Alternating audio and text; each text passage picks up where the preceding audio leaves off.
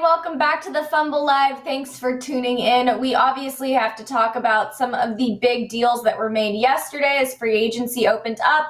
We're also talking about how KD and he was the savior for Team USA. Before we dive in, make sure you subscribe to our channel, tap the bell for notifications, give this video a thumbs up, and leave a comment below.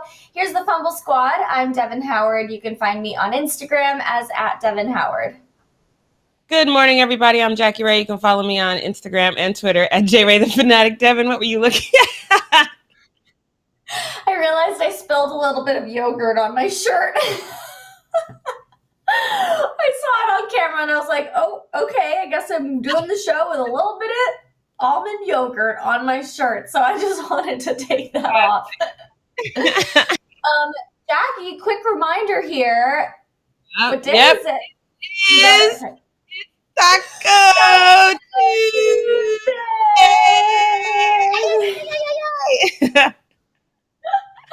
Nice. I had tacos last night, so no tacos for me today. I literally always do that. I don't know why. I'm so annoyed at myself, but I had Taco Monday. Are you having tacos today, Jackie? Probably not. I had tacos on Sunday, and I just don't feel like them today. I have tacos literally every Tuesday, and I'm like, I need a Taco Tuesday break. So not today. Yes, I feel you. I feel you on that for sure. Okay, so we do have a lot to get into when it comes to the moves that happened yesterday in the NBA. So let's waste no time and get right into it. Teams across the league were busy boosting up their rosters as free agency officially opened up. So here are some of the biggest ones. Lonzo Ball, his time as a Pelican is officially done, and I'm sure LeVar is thrilled about that. We know LeVar has been so vocal about not liking Lonzo in New Orleans, so this is probably a big celebratory moment for him. Lonzo is going to Chicago. He signed a 4-year, $85 million deal with the Bulls. It's a pretty big contract for Lonzo. And then joining him in Chicago is LAKERS-CARUSO, his former teammate. After 4 years with the Lakers, he is now getting a fresh start in Chicago. We're going to be talking about that a little bit later on in the show. He agreed to a 4-year, $37 million contract with the team. And then PJ Tucker is no longer going to be in Milwaukee. He's moving to Miami. And he took to his Instagram to share an emotional message about leaving the Bucks. Leo, can we throw that up there? So this is the photo that he posted. This all happened just after winning the championship with the team. And now he's moving to Miami. So it is kind of a shocking moment. His caption, which we can throw up on the screen, says, "I'm still a little lost for words, to be honest, still in shock, but it is what it is. Today took a hard turn on the road of my career, but like my grandma used to tell me, all you can control is what you can control. With that being said, Milwaukee, you will never fully understand what y'all mean to me. Our time together, however short, will hold some of the best memories of my life forever. You took me in and had my back throughout our journey, and I will forever be grateful and hold you near to my heart. I can't thank y'all enough. We will always be dogs." So he seems sad about it. But I think that Miami is going to love him just as much as Milwaukee does, because Miami is seriously looking super stacked right now. Kyle Lowry officially signed a 3-year deal with the Heat. It was a sign and trade deal that was orchestrated with the Raptors. That alone, Kyle getting into Miami is huge. They are looking like a super team because also in that same breath, they decided to cling on tight to their superstar in Jimmy Butler, which was a great move for them. Jimmy and the Heat agreed to a max contract extension. They weren't necessarily at risk of losing him to free agency because he is signed for $36 million for 2021-22 season, and then he has a $37.7 million player option for the 2022-23 season. But he was eligible for an extension this offseason, and he was expected to ask for a 4-year, $181 million max deal, which is what he got, but it was actually a $184 million max deal, so he is getting paid. That's a lot of money. I can't even wrap my mind around that. That's wild. So obviously this was a smart move for the Heat. Jimmy basically single-handedly carried Miami to the 2020 NBA Finals, and then he had one of the single best seasons of his career the next season, so the season that we just wrapped up. Of course, we have to talk about CP3. He signed a 4-year deal with the Suns. The Knicks walked away with D Rose, Alec Burks, Nerlens Noel, Evan Fournier. There was a lot of movement that happened. So, Jackie, what is your reaction to some of the bigger names that I mentioned? How do you feel? I honestly, the PJ Tucker move, I felt sad for him, just because he's one of those guys that you can't really look at his stats because he's not going to score very well. He's probably not even going to get a ton of assists, but he is definitely impactful on the floor in different ways. He's one of those intangible kind of guys. And you could tell he was really happy in Milwaukee. So I was really sad for him. That being said, and you guys know I don't really like Lonzo Ball. This Lonzo Ball to Chicago move, I'm low key kind of feeling that. I've always said that he would blossom somewhere else. I thought it might be New Orleans, but clearly I was wrong about that. It could easily be Chicago. Chicago is that town. I think he can grow. Our boy Alex is going to be over there, which we'll talk about a little bit later. But I'm liking this lineup with Lonzo, Zach LaVine, and Vuvus. I don't know why I always have to do that. I always have to make fun of our boy because he couldn't say his damn name. But I actually really like this squad. I think it's a dope squad. Obviously, Jimmy Buckets getting his money is a big deal to me because, I love Jimmy. I wanted Kyle Lowry here. I still think that would have been a dope fit for us. But Kyle Lowry over there with Jimmy Buckets, I think is a fantastic thing. There was so much movement yesterday that I don't know if I kept up on all of it enough, because every other second there was something on my phone like this person got signed, this person got signed. Obviously, I was focused in on the Lakers, and we're going to talk about that a little bit later. I am genuinely happy for Lonzo Ball, though. I think that this is one of the best moves of his career. I think him being here in LA was not it. I said that he could have benefited from another year in college. He was not ready, especially for the intensity, the scrutiny, the microscope that comes with being in LA. He was definitely not ready for that, and I think we saw that.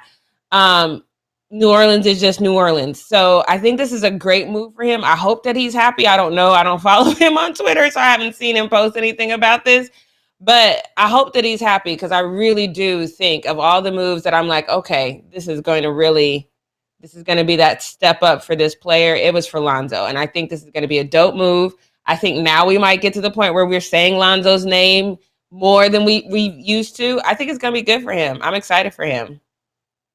It's funny because we have LaMelo on the Hornets, a team owned by Michael Jordan, and now we have Lonzo on the Bulls, which is, Michael Jordan's territory. So both of these athletes, the Ball brothers, are kind of infiltrating themselves into the world of Michael Jordan, and I don't think that that's any sort of accident. I think that that is totally LeVar's encouragement and kind of pushing and constant talking, because he never stops talking until he gets what he wants. So what was the most confusing move to you that happened yesterday?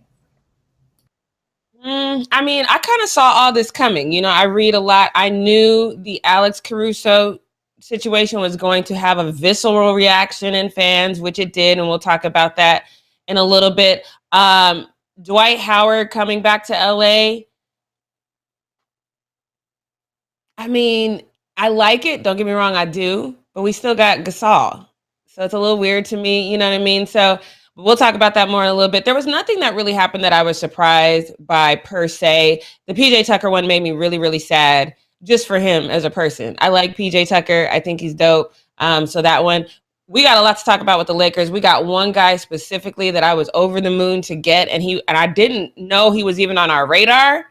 So we're going to talk about that and what we're not going to do. But that one signing specifically, I was like, oh, damn, that's a great pickup. I didn't even know we was checking for him like that. That's fantastic. People completely disagree with me. I was on in a couple of different rooms on Clubhouse last night, and everybody was like, no, it's not a good look. I disagree. I think it's a great look. So we'll talk about it and what we're not going to do. My Glock in the chat says keep Goat Saul. Okay. Did you watch last season? The man, he's the only one that is actually playing his age. He's moving, he's running through melted sand. I don't know. I don't like it at all. Goat Saul. I've never even heard of that nickname. Nobody has ever said that. Mike Glock, I think that's a you thing. I mean, I appreciate the support. I think that that's nice, but I think that's a you thing. So who would you say was a loser in all of this movement? That's a good question.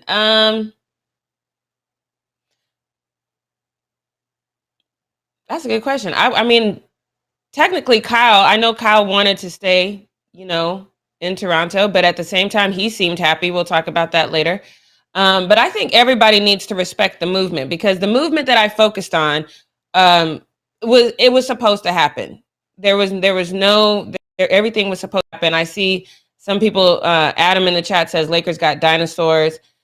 I disagree with that. I disagree with that sentiment. I know people say, "Oh, they're over 30," but these guys, especially when you're talking about Carmelo Anthony, play wise, Carmelo Anthony is aging backwards. He's the only one in the whole group that realized, "Hey, I'm getting older. I have to completely change my game and make my game work for me." And he's done an outstanding job of that. So everything that happened, I kind of knew. Lakers have always kind of been that team that's valued veteran leadership. So I wasn't surprised to see them go old school with it. I get it. At the same time, they should have probably gotten a few young guys. I'm not mad, and they're not yet, so we're gonna have to see. So I'm not surprised by anything. I spent too much time reading up on, and I kind of knew what was coming.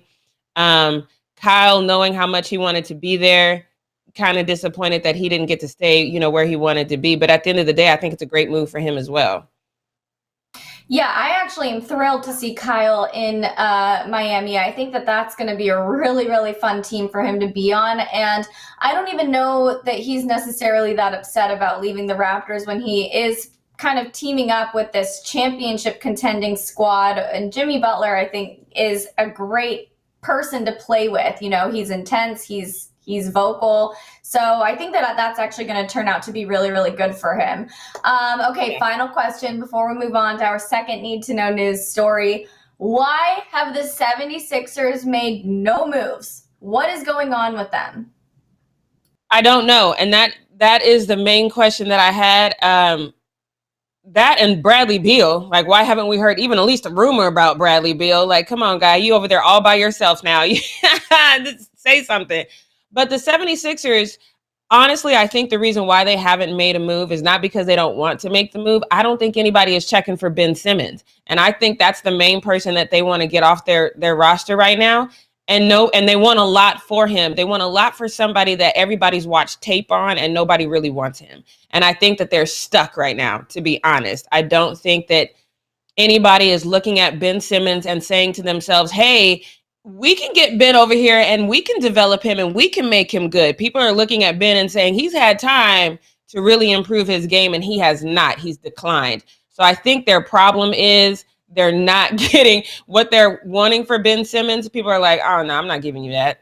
I'll give you this guy off the bench and a couple of trade picks, but I'm not giving you that. I don't think they're getting the acknowledgement for Ben that they want. And I think that's why Mr. Toxic, love your name. He said 76er slander will not be tolerated. It's Ben Simmons specifically slander, though. Just know that. It's not the fact that they waited too long. They shot themselves in the foot. This Ben Simmons, Joel Embiid experiment should have ended 2 years ago, if we're being honest about it. It just shouldn't have happened. And so now you have 2 years more of tape, people looking at Ben Simmons and realizing this guy needs mental work more than he needs physical work. And these teams ain't therapists like that. They want a guy that they can bring in that's going to impact their team right now. And Ben Simmons is not it. Ben Simmons is a project.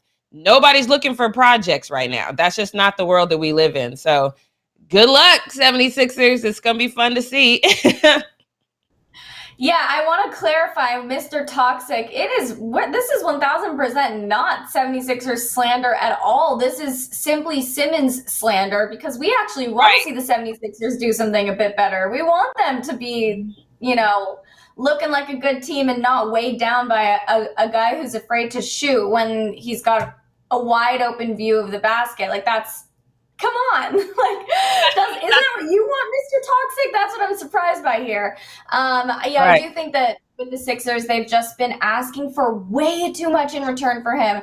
And it's almost comical when you look at the rumors that have been going around about what they're asking for in order to offload Ben Simmons. It's like, are you intentionally trying to create the most outlandish situation so that you don't get rid of Ben, because right now they're just really hurting themselves by asking for so much in return. I think they need to kind of count him as a loss, take what they can get, and get rid of Ben. You know, it's bizarre to me that that's not the way they're handling it.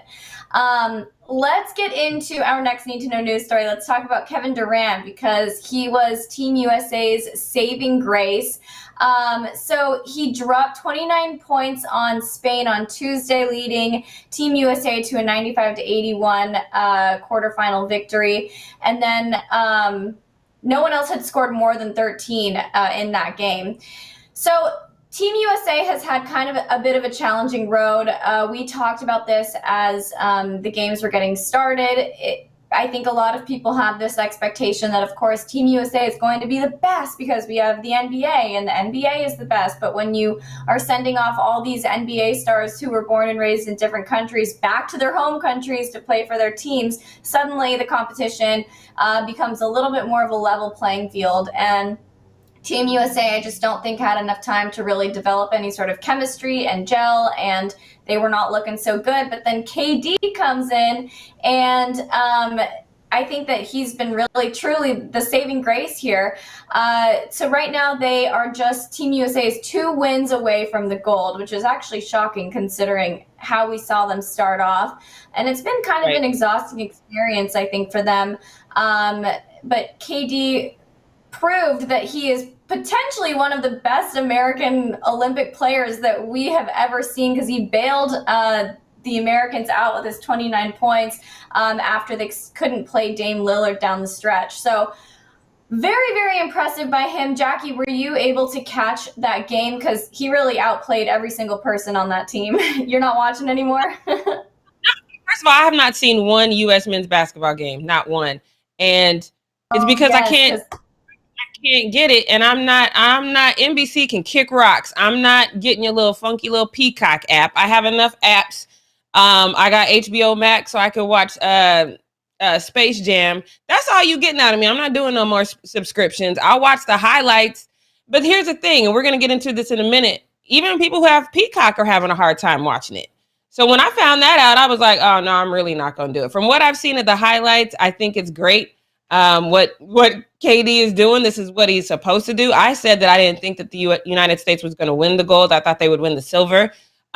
So Peacock is not cool. I see you in the chat. No, Peacock is not. It is not. I don't like it. Because they talk about it's free. And then when I tried to watch it, this whole $5.99 thing popped up, and I said free and $5.99 are 2 different things. I need you to make this make sense for me. But no, I've seen the highlights of it. I've seen Kevin Durant basically be Kevin Durant. I think that these other guys are it's just like you say, a lot of them probably just tired too, because they've just, you're coming off of basically 2 back-to-back seasons. Devin Booker, Chris Middleton, and forget the other guy's name. They just got there a little while ago because they had to go through the finals, So there's a bit of fatigue in that situation, I'm sure. There's probably a lack of urgency because you just don't have the time to really get hyped for it. There was a while we didn't even know if the Olympics were going to happen. I just think the mindset is different. So shout out to KD for stepping up. I'm not going to give him, it's 29 points. You know what I mean? Like, it's not, when we're talking about the scheme of things, we've seen KD go out there and score 50. You know what I mean? Like, if we see, 50 points and things of that nature, maybe I'll be overly impressed. I'm just not. Right now, if they win that gold, then I'll be happy for them. But I'm just not overly enthusiastic about this situation right now. It could be again because of all the other BS that's gone with the Olympics, and I'm just not. I'm like, okay, yay, it's great.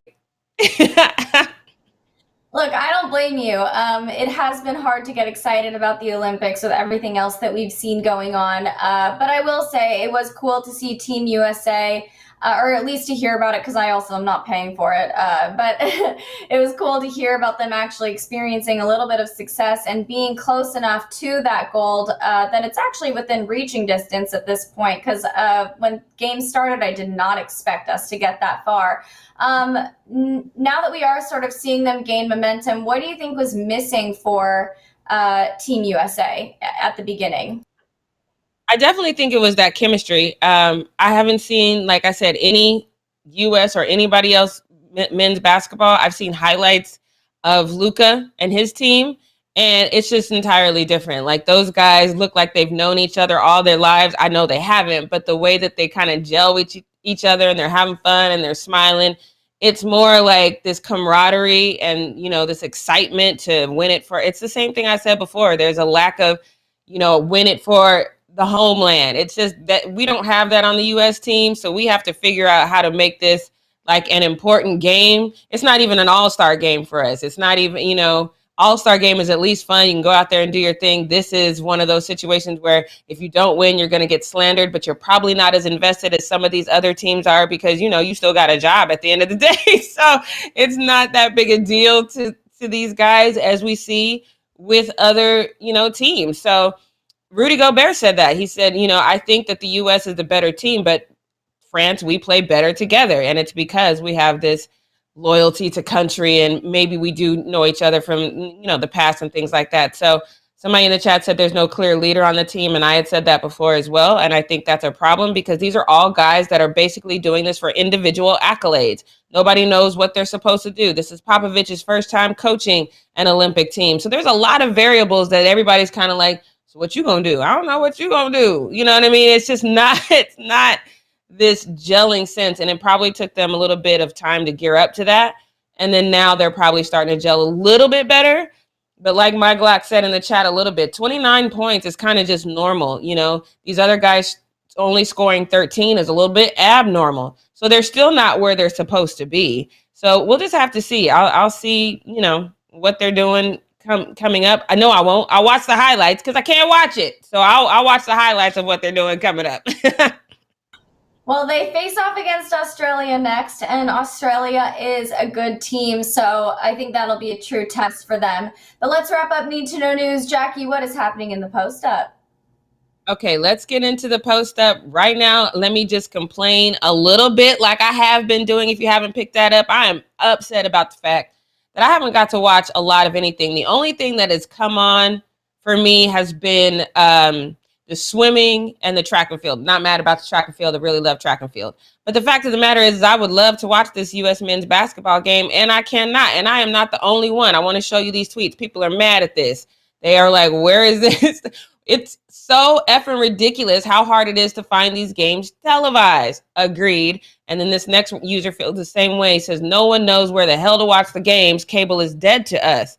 Very true as well. So if you don't know, like I said, if you have Xfinity cable or internet, apparently you can get it, but LeBron had to find it on his laptop. You know, that big old TV LeBron got, he couldn't even watch it on that. And this person says, dying laughing that even effing LeBron James has to watch this on his laptop. This is part of the problem I think we're having with the United States. How you expect us to be all loyal to country when you don't even make it so the country can watch the game? This is the weirdest thing ever. This is a boo hiss boo moment for me. I do not like this at all. Like I said, the only thing that you can really get if you do the free thing on Peacock is you can get all the highlights with Snoop Dogg. So that's cool. But other than that, I'm not doing this with Tokyo. And even when you get the coverage from Peacock, it's replayed. It's not played live. So if you guys are looking for stuff on Peacock, just know that it's not live. It's replayed. I don't know if that's a time situation or what, but this Peacock thing just ain't working out the way we thought. So let's move on to this next one, because this is the one. Devin and I were chit-chatting about this last night. We were chit-chatting about this whole thing. Kyle Lowry, for me, is the main one that I was like, okay, I'm kind of sad for him, because I don't know if you guys remember when his name was in the trade talks last season, and then he was walking to the locker room thinking that might be his last game and how sad he looked. This man looked so defeated. So I'm glad to see that he's happy and excited to be, you know, joining the Heat. This is dope. He posted this to his Twitter with the fire. He said, let's go. I'm excited for him to see him this excited, because I didn't think he was going to do that. Like I said, outside of Dame, I really wanted Kyle Lowry here, but we missed that chance. So I'm glad that he's teaming up with Jimmy Buckets. That is super excited. But here's the other thing that I loved about this moment is how much love he's getting from that city. So he retweeted a tweet from the mayor, and the mayor is just gushing about him. So Mayor John Tory posted this on the city's page, which I think is dope. He says, our city has gone through a lot over the past year, but this one really hurts. Kyle Lowry is the greatest Raptor of all time. Everyone knows that. He has the stats to back it up. All-time leader in assists, steals, three-pointers made, and playoff wins. But it's more than that. He showed our city who we want to be, the fighter, the leader, the player who's got your back and leads the charge, who takes the charge, who falls down and gets back up again and again. Kyle Lowry earned a Toronto championship by setting the tone. And then he ends this with, Kyle Lowry showed us how to win, but also how to treat our friends, elevate our teammates, celebrate our children, and the joy they bring us. He stood up for what was right and called out injustice and anti-Black racism. He was a role model for many and an inspiration to us all. And then he posted this picture with himself and Kyle Lowry. And I was like, this is so amazing. But then after he posted this picture, he was like, and one more thing. So he went back and he posted this as well. He said, he's the player who works harder than anyone on and off the court. And I want to thank him for the joy and pride he brought to Toronto, for being there when Masai needed a friendly face to pull him out onto the court where he belonged, and for providing the Toronto families who needed some extra help through the Lowry Love Foundation. Kyle Lowry united the Raptors and Toronto and made a whole country cheer. And then he ends with Kyle will compete hard against you to win, but always know we love you, and Toronto will always welcome you back. Thank you, Kyle Lowry. And just a little emotional. It's just a little emotional for me. I love to see the love. The mayor just was gushing on this man.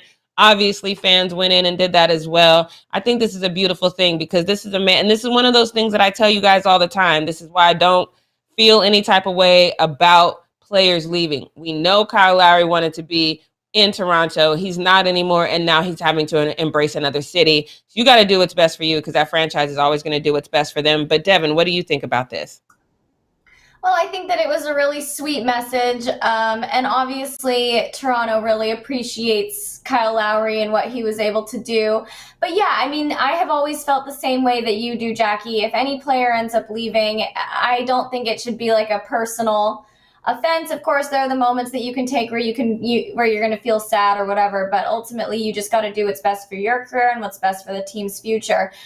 When Kyle was on the chopping block, that was mid-season, wasn't it? That was not, like, that was during the season. So I think that's why that was more difficult for him, because it was like he was already kind of in the thick of it. That would be a lot harder than these off-season trades that happen. And like I said before when we were talking about it in Need to Know News, I think Kyle is going to be a great fit in Miami, and I think he's going to have so much fun there.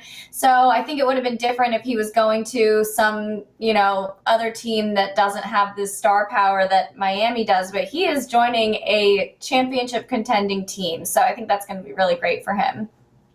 Yeah, and it's those kind of moves that I kind of understand what people are saying about the Lakers. You've got these young, fiery guys that are joining forces, and then you got these old guys on another team. So I get it. Still think we're going to be in contention, but we'll talk about that in a minute. But this is the one that you and I were texting about, because Devin was super bummed because I posted this trade this free agency move with Alex-Caruso. You guys, if you don't know, if you're not from LA, I guess you wouldn't know. But it's literally LeBron James, AD, Alex-Caruso. That's how the fan base goes here in LA. We love us some Alex-Caruso. We call him the Caruso because every time he gets out there, he really does his thing.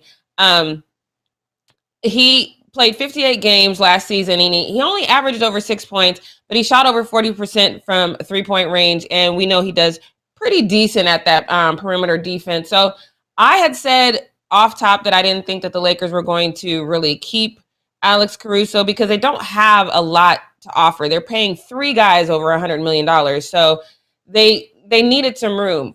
With the Lakers, they were paying him. So no, the Bulls offered him that $37 million 4-year deal, which basically breaks down to $9.2 million a year. The Lakers were paying him just $2.7 million. So when Alex did apparently go back to the Lakers and say, hey, what you think? You want to match? Lakers was like, nah, we're not doing that. You know how much money we got to spend? But the Lakers probably, as far as the fan base is upset. I don't know if this is a bad move, but Sam Amick, he kind of wrote this whole write-up about this. And he said, the Lakers did a very puzzling thing today, and only time will tell if they will pay the price for it in their pursuit of an 18th championship when faced with the prospect of losing Alex Caruso, the 27-year-old guard whose bird rights they carried and could thus pay him whatever they wanted. They didn't put up any free agency fight en route to his 4-year, $37 million deal with Chicago.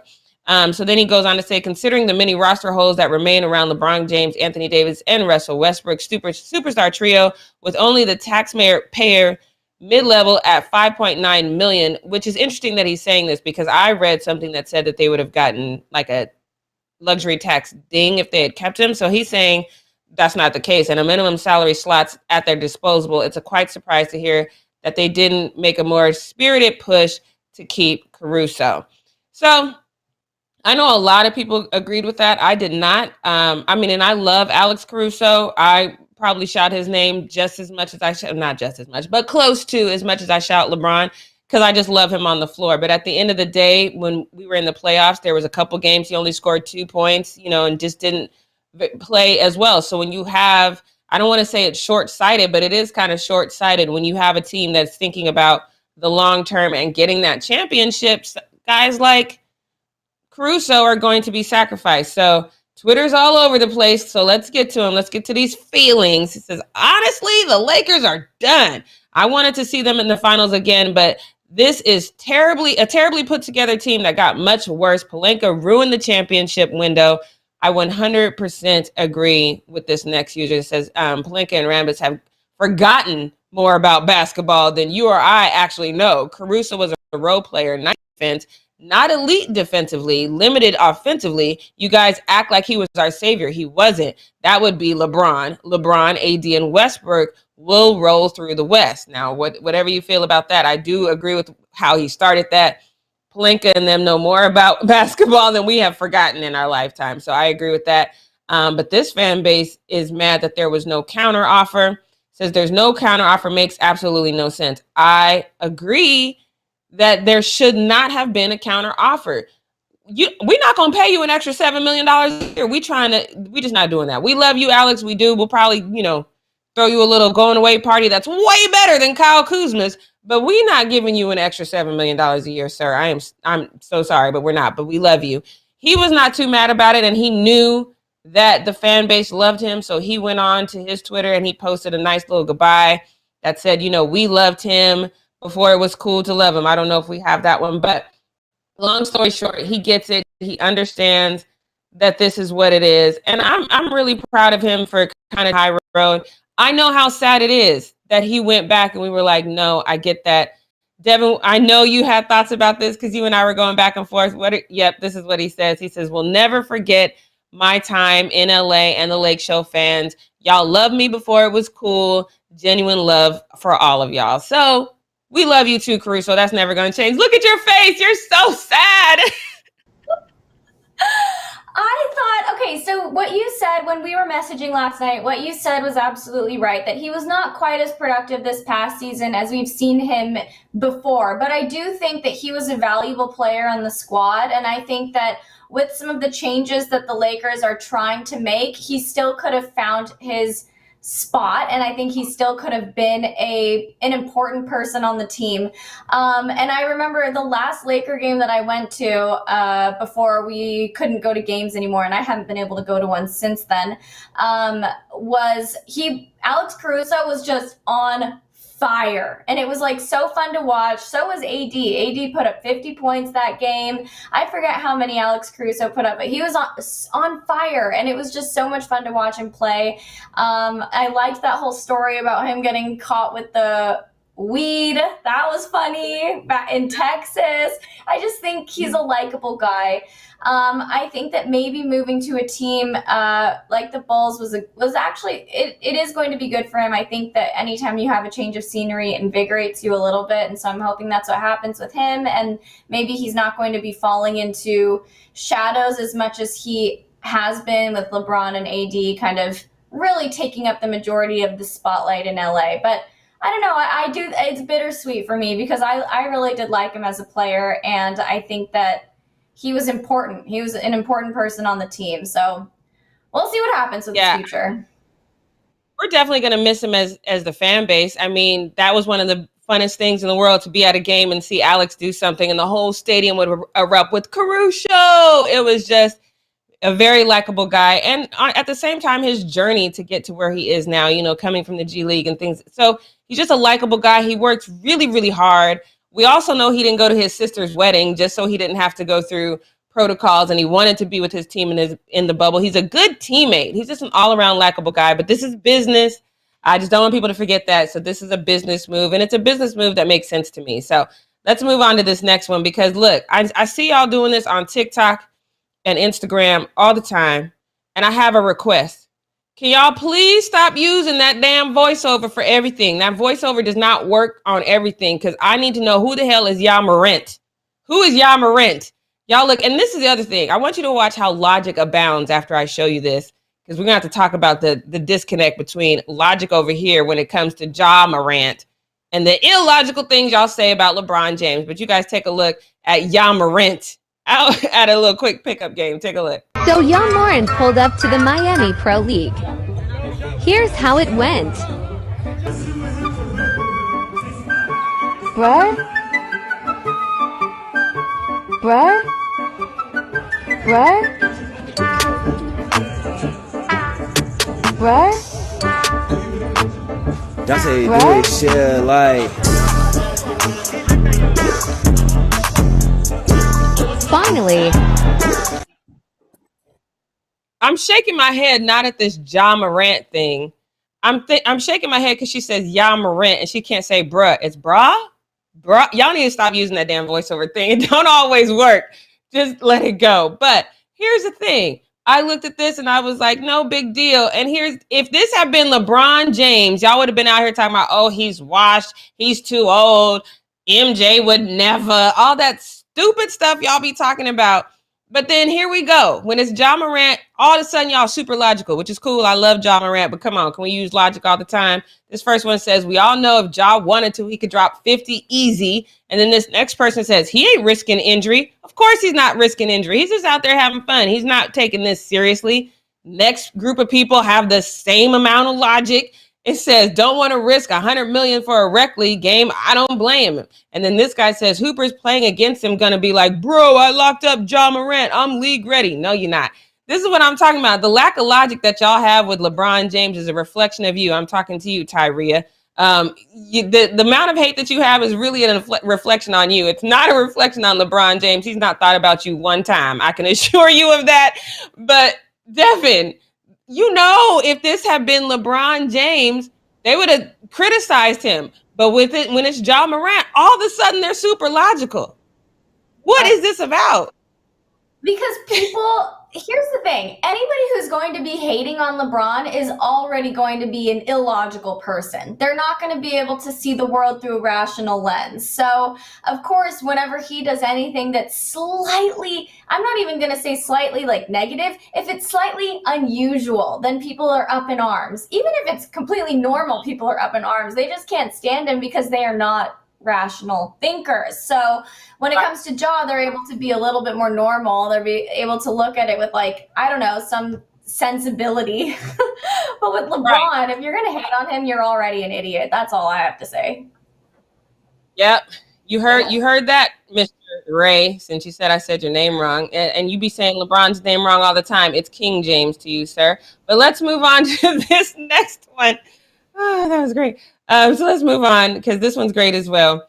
I didn't want to throw shade on Who Dat Nation. I don't. But y'all got to pay more attention. Y'all act like y'all have never heard JAMEIS talk in an interview ever.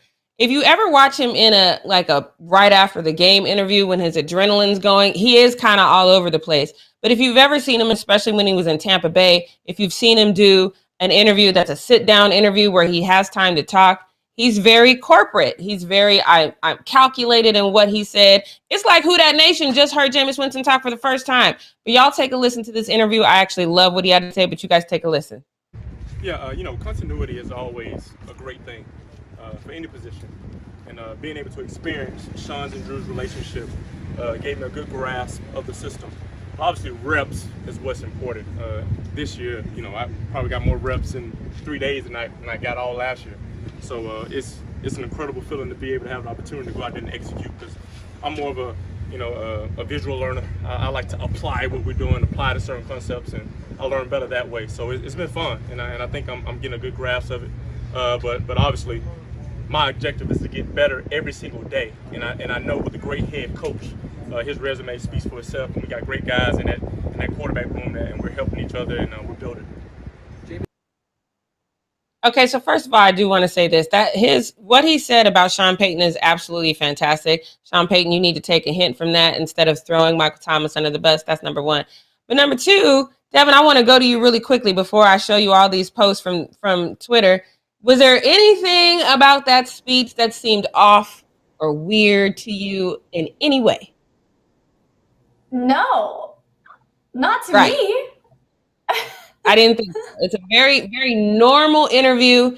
It's very Jameis Winston. Like I said, if you've ever seen him talk on one of those predicted, I don't want to say predicted, but those interviews that he has time to look at, this is how he talks.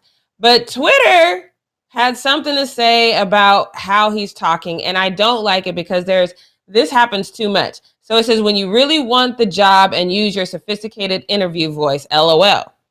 Okay.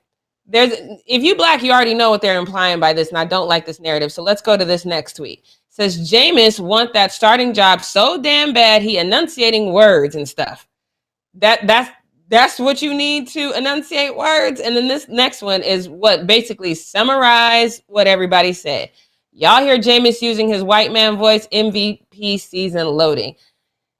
So here's the thing. There's a such thing in the Black community called code switching. It happens all the time. It's what Black people do to be less intimidating to white people, especially in the corporate world. It happens all the time. I have a sports voice. I have a news voice. For those of you who don't know, I do news reporting as well.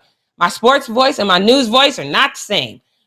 People have different voices. You have a voice you probably use around your parents, or a dialect you use around your parents. Don't use around your friends. This is not abnormal. Stop thinking that somebody, especially Black, is using a white voice when they sound intelligent. That narrative has to stop immediately, especially from Black people. This man is intelligent and he spoke as such. I do not like this narrative that he put on his white voice because he's trying to get the starting job. This annoys me so much. Now that you saw the tweets from these people saying he basically put on his white voice, Devin, what do you think about that? I've heard that before, and I find it so frustrating because there's so much underlying racism in that. Like, oh, if you want to sound smart, you have to speak like a white person, when that's such a stupid and false thing to say. I also think that he was just speaking like a normal human being. Like, I don't think that he was sitting there trying to like enunciate and seem more like proper or whatever. I think he was just speaking like a normal guy. He didn't sound any different to me. So I really hate that. I hate that people are saying that kind of thing.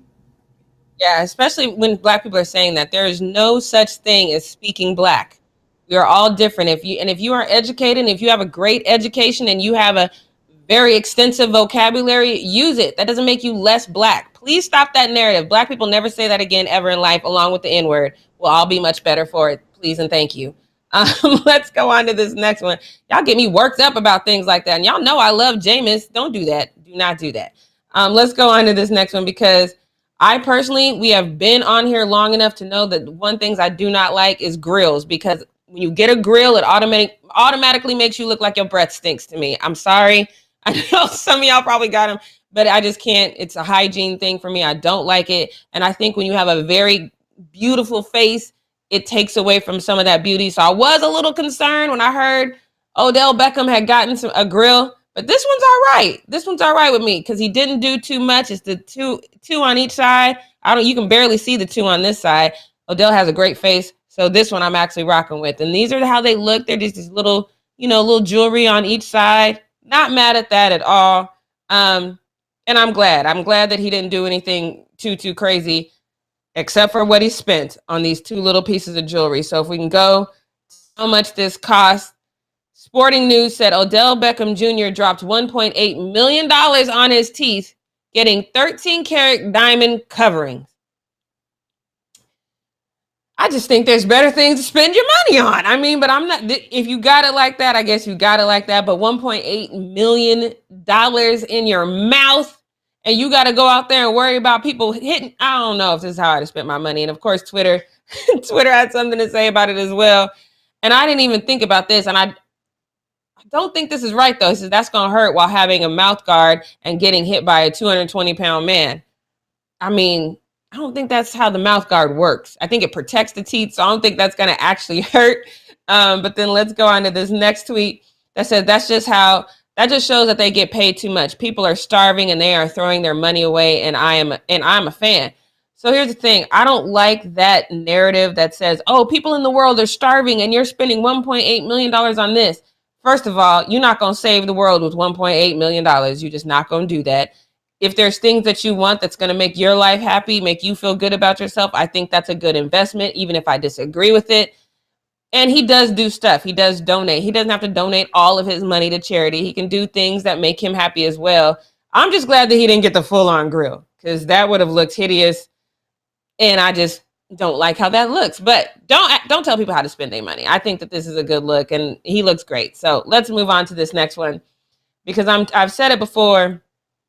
And I'm gonna say it again. I'm not watching no Peacock. I'm not paying $5.99, especially when you already told me it's free. I'm not paying $5.99 to watch the Olympics. I'm just not gonna do it. But you can get the Snoop Dogg free. If you get Peacock, you can get that free and watch Snoop Dogg kind of do a recap of, you're not gonna do the full games, but he's gonna do a recap of some things. And so he also took time, him and Kevin Hart brought So Young Lee, and she is a ping pong or table tennis, depending on where you're from. She's a ping pong Olympian, and she took on Kevin Hart and Snoop Dogg by herself. Guess who won? And in epic fashion. You guys take a look at this. Oh,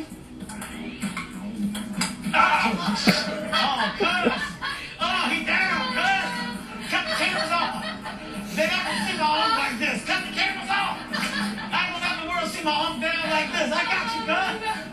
Oh, did. Oh, cool did. Oh, Snoop he took a ping pong ball. Oh, we need to get out of here soon. Don't you touch him soon. Don't touch him after you did what you did. So, oh my goodness, I see Kevin Lang in the chat says, if you get Peacock, you can get 29 minutes for free. What? That is ridiculous.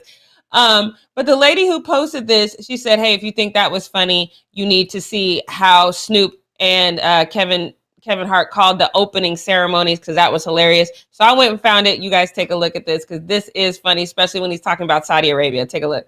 The Australian team came out looking like Girl Scouts. Check them out, man. Oh, come on. Where are the cookies? This is nothing. They got all of them looking like, even the men. Look at this. I mean, the shorts are heading to perfection. Come on, above the knees. Next country. Saudi Arabia. Oh, no, I ain't saying nothing about Shut shit. your mouth. Nothing to say. I'm not even looking at the women. No. Well, you better turn your I damn see head. my head over there. Are they off the screen yet? You look. Did they leave yet? I ain't gonna look first. You look. You look. I ain't I looking. ain't playing with them over there. Somebody better give me a sign. Is Saudi Arabia off the screen? Okay, we are clear. Right here. We're scared. These two are hilarious. If I can get 29 minutes of them together, I am all for it. But that's it. That's it. It's still got to be free, though. Still got to be free. But that's all I got for the post up. Let's get into what we're not going to do, because like Devin was talking about at the top of the show, there was a free agency frenzy. There's so much. I've seen some of you guys asking about, do we talk about this team? Do we talk about other? Have not talked about a lot of teams. We probably will throughout the rest of the week. But a lot of things happened. And I've seen some of you guys in the chat already talk about this, that the Lakers are basically old school right now. And I'm not going to disagree with that at all. On December 30th, LeBron James will be 37 years old. So obviously, that's kind of up there when we're talking about, professional sports. So we already know that the Lakers traded Kyle Kuzma for Trez, KCP, and a draft pick for Russell Westbrook, who is 32. Word is on the street is that they're trying to get Carmelo Anthony as well, which you guys know I wanted if we could get Dame. This wasn't Carmelo by himself, but that's fine. Carmelo turned 37 in May. He, in my opinion, though, is playing his game flawlessly for his age. Like I said before, the way that we saw Carmelo when he came into the league is not how he's playing now, but he's modified it in a way that what he's doing is incredibly dope. I'm not mad at getting a 37-year-old Carmelo Anthony. Dwight Howard's coming back. In my opinion, we shouldn't have let Dwight Howard go in the first place, so I'm okay. This Trevor Ariza pickup, though, is where I'm like, okay, I don't know how I feel about that one. Trevor's 36. Trevor's been a journeyman for a reason. I'm not saying that he's not a good player. I'm saying there's a reason why he's a journeyman and never stays with the team for quite amount of time. So I'm that one's a little bit questionable to me. So again, of course, the question becomes, are they too old? I see you in the chat. Doug says they're trying to make a run for Iggy as well. I get that. Anthony Davis is 28, but technically, body-wise, he seems to be the oldest because that man, bless his heart, is just struggling to stay healthy. And so I get the thought process. I will always say if you're going to play past 35, though, you have to modify your game a little bit. You can't play in the paint all the time. You do need younger support, especially on the bench, to come in and be able to relieve you. I do like that they're going for Buddy.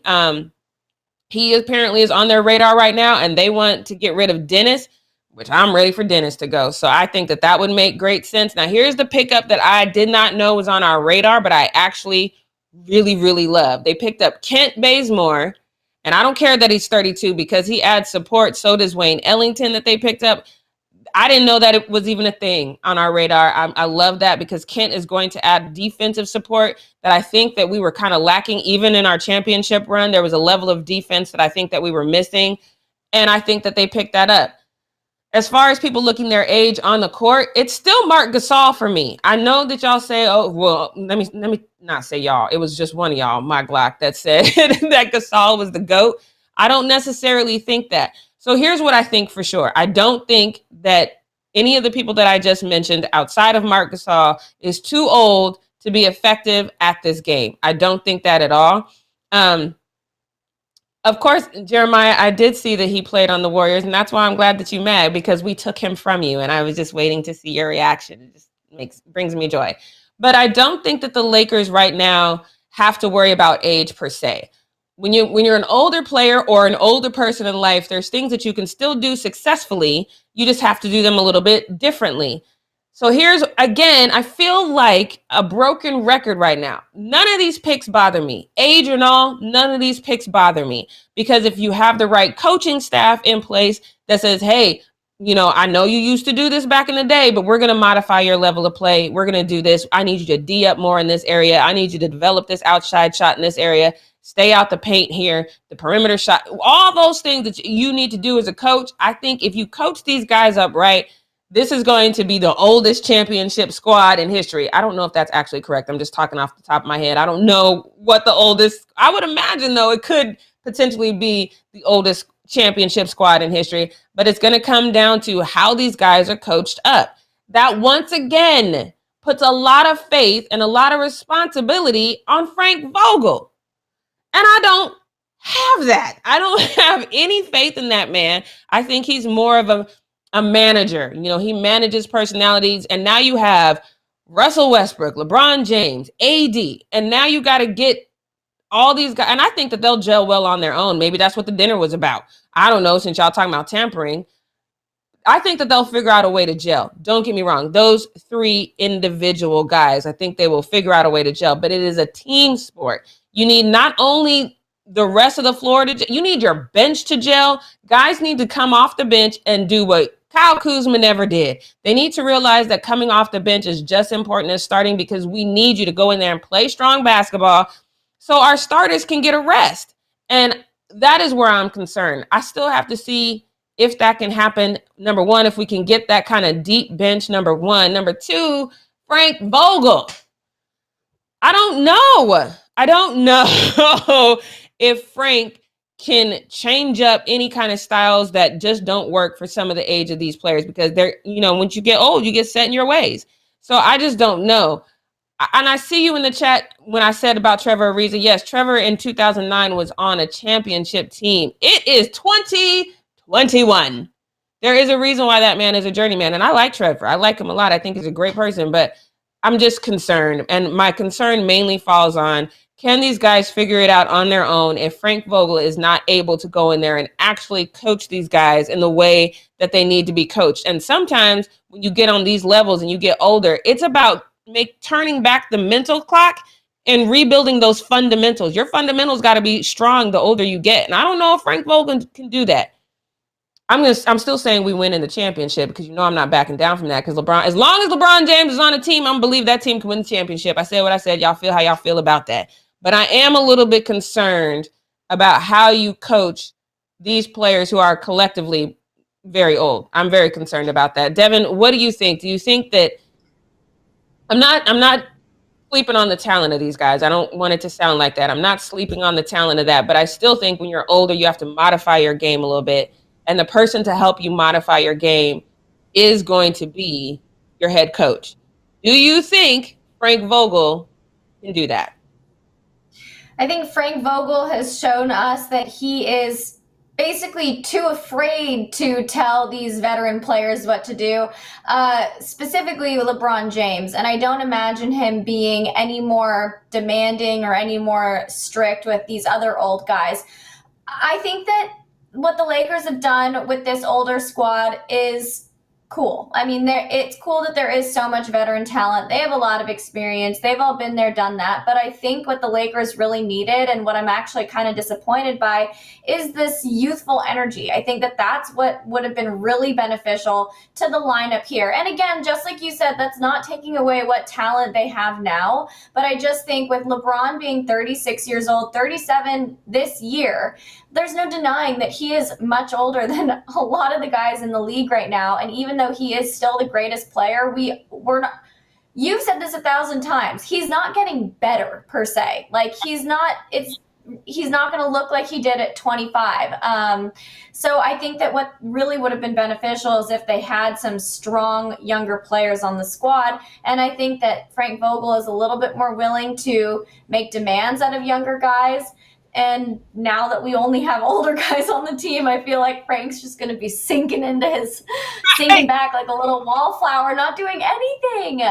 So what I wish we saw happen was Frank Vogel goes, get a new coach, get some young players on the squad, and then see what they can really do. That being said, I don't feel like this is a bust of a upcoming season for them. I think they still have a really, really good shot of making it to the finals. I just wish they looked a little bit different. Yeah, and Cristobal said what I said last week, that as long as Lakers' big three are healthy, Bron, Mr. Glass, and Beastbrook, I'm going to steal that. I like that. Beastbrook, okay, I like it. Then we have a shot. But what did I say last season? I said when we got to the playoffs, we needed 100% healthy AD and a 95% healthy LeBron. We had a barely healthy, ultimately not healthy at all AD, and a 70% healthy LeBron. And that's where your supporting cast comes in. And that's where you can't let LeBron James do what he did last season. I don't care if LeBron wants to play every single game. You're not a spring chicken anymore. You can't play every single game. And what you're not going to do is walk past me and check yourself into a game. That's what you're not going to do. And I love you, LeBron. You know, I pretty much think you walk on water, but you're going to walk on water on the bench a few games. You're just going to have to do it. You're going to sit on this water. You're not playing every single game. And Frank Vogel got to man up, and he's got to do more load management with LeBron if he expects him to be healthy late in the season. We didn't see Frank Vogel do that before. I don't know if he's going to do it this season. And I just don't know. My question mark for me is Frank Vogel. So what I'm going to do is start a change.org petition to have you take over Frank Vogel's spot, because apparently you're the only person that's going to be able to tell LeBron. Huh? I can assist because when Frank goes, oh my God, LeBron's about to check him in, I'm like, you better stop me. Like, I'm not doing that. LeBron, your chair. We got you a massager and a warmer and all that good stuff. You need to sit in that chair, bro. What are you doing? I would love to see that happen. That's what we need. We need Jackie Ray up there, you guys. All right, well, it is going to be an interesting next season for the Lakers. I still have faith. Hopefully Frank does what he needs to do. Hopefully everybody's able to kind of keep that energy up. But you guys, let's wrap up the show for the day. Have a great Taco Tuesday. If you haven't subscribed, do that now. Tap the bell for notifications. Hit that thumbs up and leave a comment below. And we'll see you guys tomorrow, Wednesday, 9 a.m. Pacific Standard Time. Bye, guys. Bye. Oh, full screen Jackie.